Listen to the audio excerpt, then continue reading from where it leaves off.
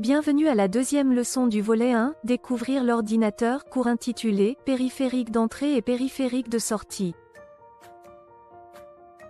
L'objectif du cours, distinguer un périphérique d'entrée d'un périphérique de sortie.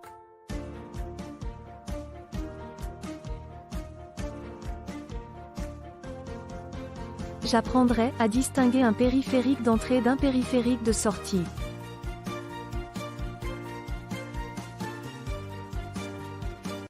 Un périphérique informatique est un objet qui se relie à un ordinateur afin d'ajouter une ou plusieurs fonctions.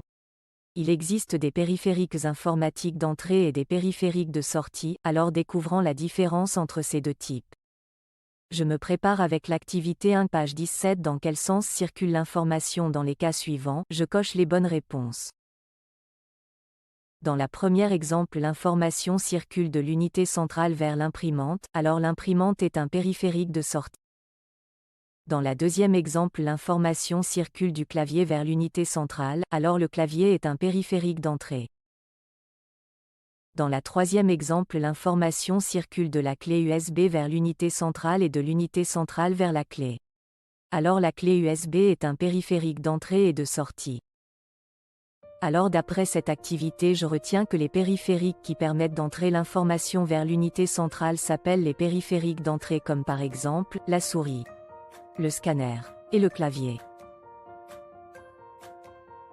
Les périphériques qui permettent de sortir l'information de l'unité centrale s'appellent les périphériques de sortie comme par exemple l'écran et l'imprimante.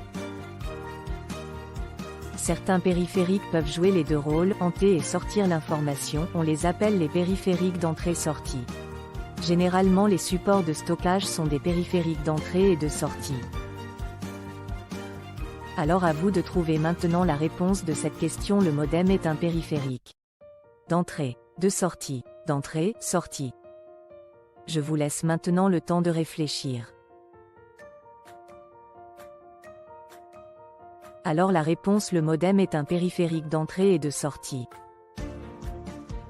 Finalement dans l'activité je pratique, faites les exercices suivants. Created using Powtoon.